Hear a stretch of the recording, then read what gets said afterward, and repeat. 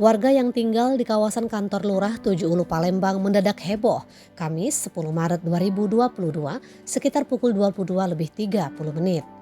Pasalnya ditemukan seorang pemuda tergeletak di depan toko bangunan Mekarsari dengan banyak luka tusuk di bagian tubuhnya. Korban diketahui bernama Eko Saputra, warga Lorong Garuda 2, Kelurahan Tujuh Ulu Palembang. Belakangan diketahui Eko tewas ditikam oleh temannya sendiri bernama Emrido yang merupakan juru parkir di rumah makan Pindang Neng Edi, Jakabaring.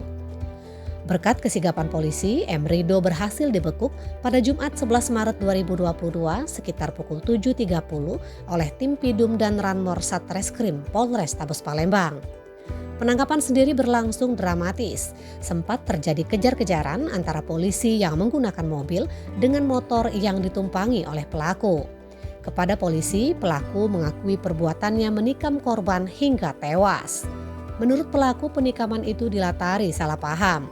Sebelumnya, dia ditawari minum minuman keras oleh korban dan teman-temannya. Namun pelaku menolak. Saat itu, pelaku melihat korban memandang wajahnya dengan kurang bersahabat. Akibatnya terjadi cekcok mulut dan pelaku mengeluarkan senjata tajam dari balik bajunya. Dengan membabi buta, pelaku menikam korban. Melihat korban terkapar bersimbah darah, pelaku melarikan diri. Kasat Reskrim Polrestabes Palembang Kompol Tri Wahyudi membenarkan adanya kejadian tersebut. Menurut Tri Wahyudi, kejadian itu dilatari salah paham dan pelaku masih diperiksa intensif untuk penyidikan kasusnya. Mizon Bule melaporkan dari Mapolres Tabes Palembang.